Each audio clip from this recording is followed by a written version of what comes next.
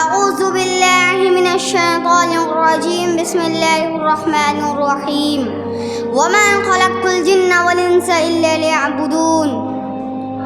সম্মানিত সভাপতি মহাশয় ও আমার ছোট বড় ভাই বোনেরা, আজকের এই আঞ্জুমানে আমার বক্তব্যের বিষয়বস্তু হলো আমরা তাওহীদ পড়ব কেন। উত্তর, কেননা তাওহীদ হলো সকল মূলনীতির প্রধান মূলনীতি। তাওহীদের জন্য আল্লাহ মানুষ ও জিনকে সৃষ্টি করেছেন, রসুলদের প্রেরণ করেছেন, ঐশী গ্রন্থ রাজি অবতীর্ণ করেছেন। এর জন্য সম্পূর্ণ হয়েছে জান্নাত ও জাহান্নামের পরিচালনা। মানুষেরা বিভক্ত হয়েছে মুসলিম কাফিরা দুই শিবিরে। মহান আল্লাহ বলেছেন, ওমা খলাকতুল জিন্না ওয়াল ইনসা ইল্লা লিয়াবুদুন, আমি জিন ও মানুষকে সৃষ্টি করছি কেবল এই কারণে যে তারা আমারই ইবাদত করবে। সূরা জারিয়াত 56 নম্বর আয়াত। অবশেষে আল্লাহর নিকটে দোয়া করি আমরাও যেন বেশি বেশি করে আল্লাহর ইবাদত করতে পারি। সকলে বলি আমিন। আসসালামু আলাইকুম ওয়া রাহমাতুল্লাহি ওয়া বারাকাতুহু।